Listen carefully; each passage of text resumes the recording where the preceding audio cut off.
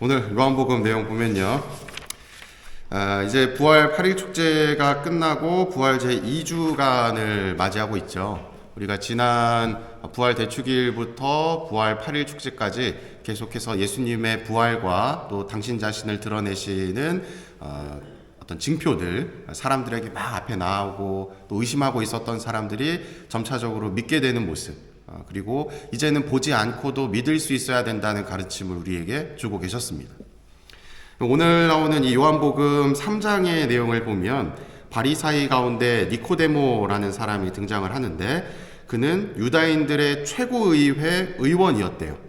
이 최고의회라 함은 이게 또 제가 예전에 또 봤던 거라 정확하게 기억이 나진 않지만 71명인가 72명으로 구성되어진, 지금으로 따지면 약간 헌법재판소 같은 그런 느낌이에요.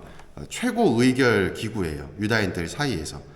그 말인즉슨 이 니코데모라고 하는 사람은 끝발이 있다 없다 있는 거죠.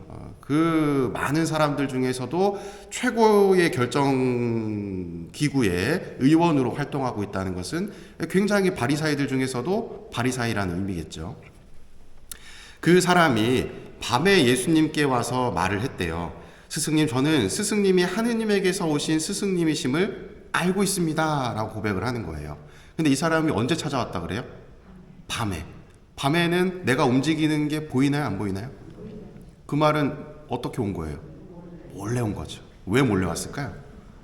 들키면, 야, 최고의회 의원이라는 사람이 저 예수쟁이, 저 거짓부렁이 예언자, 저 사람의 말을 믿는다는 거야? 하면서 질타를 받고 자기가 머물러 있는 그 자리에서도 물러날 수도, 내쫓김 당할 수도 있기 때문에 밤에 몰래 왔던 거예요. 근데 밤에 몰래 올 만큼 니코데모는 예수님의 말을 믿고 있었다는 것이죠. 잘 따라오시네요. 자, 그래서 그 니코데모가 뭐라고 이야기를 했냐면, 하느님께서 함께 계시지 않으면 당신께서 일으키시는 그러한 표징들을 아무도 일으킬 수 없기 때문입니다 라고 이야기를 해요. 그러니까 이 니코데모는 굉장히 그래도 객관적으로 사람이 바로 서 있는 사람이었던 것이죠. 예수님이 막 수많은 기적을 일으키는데 그게 저게 베엘제불의 힘을 빌려서 저런 거야 하면서 손가락질했던 사람들과는 다르게, 저 힘이 일어나려면 저건 하느님에게서밖에 일어날 수 없는 일인데, 그러면 저 사람은 하느님의 사람인 거 아니야? 하는 믿음이 있었던 겁니다. 그래서 자기를 둘러싸고 있던 배경들도 잠시 뒤로 해놓고 그 밤에 몰래 예수님에게 와서 고백을 하는 것이죠. 그랬더니 이제 예수님께서 그 모습을 보면서 무슨 생각을 하셨겠어요? 이 니코데모, 얘는 된 놈이구나. 내가 얘한테는 그래도 선물을 하나 줘야 되겠다. 그래서 무슨 얘기를 하셔요? 내가 진짜 너한테만 비밀로 얘기해 주는 거야. 이러면서 진실로 너에게 말한다. 누구든지 위로부터 태어나지 않으면 하느님의 나라를 볼 수 없다 라고 하는 예수 그리스도의 공생활의 마지막에 그 어떤 결정적 메시지를 이 요한복음서 초반에 니코데모에게 알려주는 거예요. 우리가 요즘 말로 스포일러라고 이야기하는 영화의 결말을 미리 알려주는 겁니다. 그랬더니 니코데모가 그 말을 듣고 어떻게 받아들이죠? 이미 늙었는데 어떻게 또 태어납니까? 어머니 뱃속에 다시 들어갔다가 다시 나오란 말입니까? 하면서 이해하지 못했다는 뉘앙스를 표현하고 있죠. 이 내용에 관해서 오늘 매일미사 오늘의 묵상에 보면은 그 이유가 나타납니다. 왜냐하면 여기서 위로부터라고 하는 말이 사실은 다시라고 하는 말과 같은 단어로 사용된다고 이야기를 하죠. 니코데모는 위로부터 태어나야 된다고 이해한 것이 아니라 다시 태어나야 된다라고 이해를 했다는 거예요.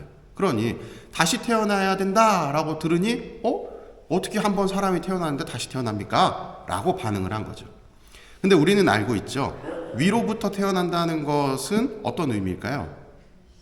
하느님의 가족이 된다는 거예요. 그리고 그 하느님의 가족이 되기 위한 방법이 무엇이죠?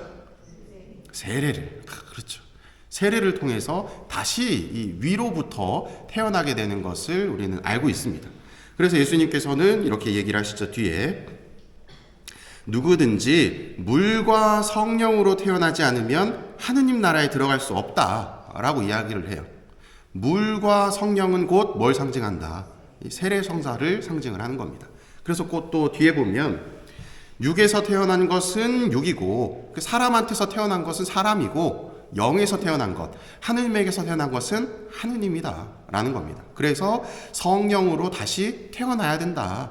위로부터 하느님에게서부터 태어나야 된다 라는 이야기를 밝혀주고 있는 거예요. 그러면서 이제 놀라지 마라. 바람은 불고 싶은 대로 분다. 너는 그 소리를 들어도 어디에서와 어디로 가는지 모른다. 라고 얘기하면서, 앞으로 예수님께서 이제 다양한 모습들도 보여주시고, 또 순환과 또 죽음과 부활과 승천이라고 하는 사건, 이것을 니코데모는 알지 못한다는 거예요. 앞으로 어떤 일이 일어날지 네가 아무리 상상을 해도 그 상상 너머의 일이 일어날 것이다. 라는 것을 이야기해주고 계시는 겁니다. 이 세례라고 하는 것을 우리가 세례 성사 때를 생각해 보면 항상 뭘 하죠? 이마에 물 붓고 기름 바르고 이러한 예식을 하잖아요. 제가 강론 때도 많이 말씀을 드렸는데 원래는 세례 성사는 어떻게 하는 거죠? 그렇죠. 잘 알고 계시네요. 내 신체를 물 속에 어디 끝까지 머리 끝까지 담궜다가 일어나는 거예요. 우리가 물 속에 들어가면 숨을 못 쉬니까 죽음을 경험하게 되는 것이죠. 그리고 죽었다가 다시 물 밖으로 일어날 때에는 숨을 들이쉬게 되고 다시 살게 되죠. 이 죽음과 생명이라고 하는 그 경계를 통해서 우리는 하느님으로부터 다시 태어나야 된다는 것을 깨닫게 됩니다. 그리고 그 예식 중에 성령께서 함께 해주시면서 우리는 성령과 함께하는 이 세례명이라고 하는 새로운 이름을 또 부여받게 되죠. 왜냐하면 새로 태어났으니까. 새로운 이름이 필요한 것이죠. 그래서 그때에 깨끗한 하얀 옷이라고 하는 것도 입는 거죠. 왜냐하면 난 새로 태어났으니까 더 이상 더러운 옷을 입을 필요가 없어요. 그래서 깨끗한 흰 옷을 입는 예식도 이 세례성사 안에 들어가 있는 겁니다.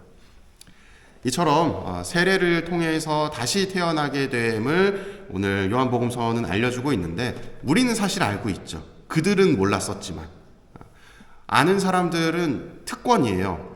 그것을 잘 활용하면 더 많은 것들을 창출할 수가 있습니다. 여러분들은 이 세례성사의 은총을 부여받으시고 지금 살아내고 계시는데 그 당시에 있었던 사람들보다 얼마나 큰 특혜 아닌 특혜를 누리고 계신 거겠어요. 이걸 내가 어떻게 활용할 것인가 고민해 보시면 좋을 것 같습니다. 그냥 내가 받은 걸로 끝내는 것이 아니라 야, 내가 받으니까 좋은 이거 다른 사람들한테도 좀 나눠줘야 되는 거 아닌가? 어떻게 하면 나눠줄 수 있지? 그들은 못했지만 내가 받은 이 특권을 난 어떻게 활용할 수 있을까? 고민하는 모습. 그것이 우리 신앙인들이 지녀야 되는 모습이 아닐까 생각이 됩니다. 그래서 아마 오늘부터 이제 니코데모에 관련된 이 복음 내용이 쭉 나오는 것이 아닐까 생각돼요.